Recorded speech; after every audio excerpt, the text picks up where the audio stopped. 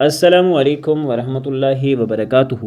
عزیز طلباء و طالبات، آپ سب کا خوش آمدید ہے ہماری یوٹیوب چینل جے کے بوس فاؤنڈیشن کلاسز میں۔ پیارے بچوں، آج ہم جماعت 10ویں بہارستان اردو کا قصہ غزل میں سے غزلیات غالب جو ہے اس میں سے غزل نمبر 2 پڑھنے جا رہے ہیں۔ پیارے بچوں، اگر آپ چینل پر نئے ہیں چینل کو سبسکرائب کریں اور بیل آئیکن کو ضرور پریس کریں تاکہ ہم جب بھی کوئی ایگزام ریلیٹڈ ویڈیو یا کوئی امپارٹنٹ ویڈیو اپلوڈ کریں تو اس کا نوٹیفیکیشن آپ کو قبل از وقت موصول ہو۔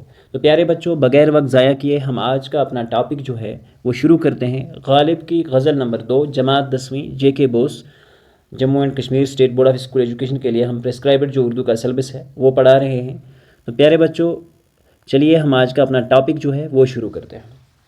کوئی امید بر نہیں آتی، کوئی صورت نظر نہیں آتی، غزل کا پہلا شعر غزل نمبر 2 کا۔ تو اس شعر کا جو تشریح ہے وہ کچھ یوں ہے۔ اس مطلع والے شعر میں شاعر ارشاد فرماتے ہیں کہ مجھے زندگی میں صرف نا امیدیوں کا سامنا کرنا پڑا ہے اور آگے کی زندگی میں کوئی ایسا طریقہ یا راہ نظر نہیں آتی کہ جس سے میری تمنائیں و آرزوئیں پوری ہو جائیں گی۔ تو یہ تشریح مکمل ہوئی اس کی۔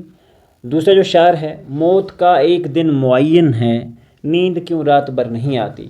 شاعر اس شعر میں فرماتے ہیں کہ اللہ تعالیٰ نے زندگی اور موت کو پیدا فرمایا، دونوں چیزوں پہ اختیار جو ہے اللہ تبارک و تعالیٰ کے ہاتھ میں ہے۔ ہر چیز کا اپنا مقرر وقت ہے، موت کا بھی ایک ساتھ مقرر ہے اور یہ اپنے مقررہ وقت پر آئے ہی گی۔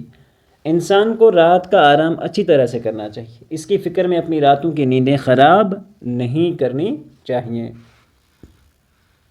اس کے بعد جو آپ کا شعر نمبر 3 ہے، آگے آتی تھی حال دل پہ ہنسی، اب کسی بات پر نہیں آتی۔ تو پیارے بچوں، اس شعر کا جو تشریح ہے وہ کچھ یوں ہے۔ اس شعر میں شاعر غالب فرماتے ہیں کہ پہل مجھے بہت ہنسی آتی تھی، بہت مزاحیہ تھا، میں بہت ہنس کھلا ہوا رہتا تھا، میں مست و مدہوش بھی رہتا تھا، کسی چیز کی کوئی فکر نہیں رہتی تھی۔ اب دنیا کے راز مجھ پر کھل گئے ہیں، اب میں پہچان گیا ہوں کہ یہ دنیا جو ہے یہ کیا ہے، حقیقت سے واقف ہو گیا ہوں، دنیا کی حقیقت سے واقف ہوں۔ اب ہم نے ہنسی مذاق کرنا چھوڑ دیا ہے اور حقیقت ہے جب اس دنیا کی حقیقت کسی پہ واضح ہو جاتی ہے تو اس کی مزاحیہ زندگی وہیں سے اختتام ہو جاتی ہے۔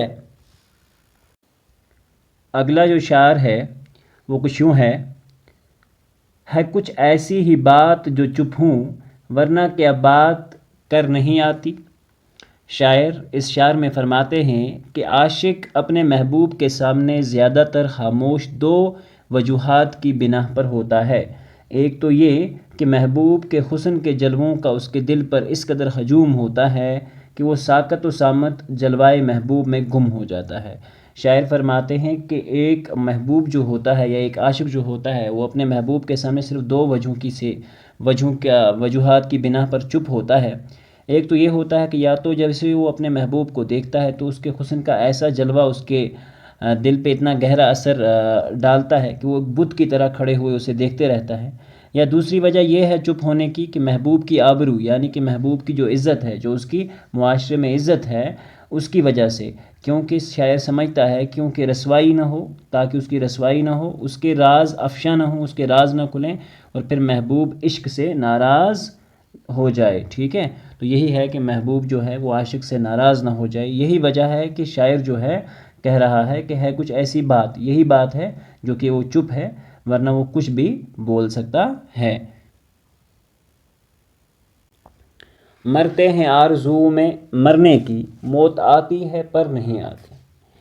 اس شعر میں شاعر فرماتے ہیں، مرزا غالب کا شعر جو ہے اس میں شاعر فرماتے ہیں کہ مجھ پر دنیا کے اتنے ستم پڑے ہیں کہ اب میں نے مرنے کی تمنا کرتا ہوں مگر میری تمنا پوری ہی نہیں ہوئی۔ یعنی کہ شاعر تو موت چاہتا ہے لیکن موت نہیں آتی، غرض دنیا کی مصیبتوں نے مجھے نیم موت کی حالت میں ڈال دیا، مگر ہائے افسوس حقیقی موت مجھ سے اب بھی دور ہے۔ شاعر فرماتے ہیں کہ جو حقیقی موت ہے یہ مجھ سے اب بھی دور ہے۔ اس کے بعد جو شعر ہے وہ کچھ یوں ہے اور یہ اس کا مقطع شعر ہے، آخری شعر ہے۔ کعبہ کس منہ سے جاؤ گے غالب، شرم تم کو مگر نہیں آتی۔ تو یہ جو شاعر ہیں بڑا زبردست شعر ہے کہ غالب اس شعر میں فرماتے ہیں کہ غالب کیا تو ایسے ہی گناہوں کے بوجھ تلے خانہ کعبہ کی زیارت کو جائے گا، کیونکہ دنیا میں جو تو نے گناہ کرے ہیں وہ بہت زیادہ ہیں۔ کیا تمہیں وہاں اللہ کے گھر جا کے شرم نہیں آئے گی؟ مگر اے غالب تجھے شرم کیوں اور کیسی آئے گی، کیونکہ تجھ میں شرم نام کی چیز ہی نہیں ہے۔ تو پیارے بچوں، یہاں پر ہماری غزل ہوتی ہے مکمل۔ امید کرتے ہیں کہ آپ کو یہ ویڈیو پسند آیا ہوگا۔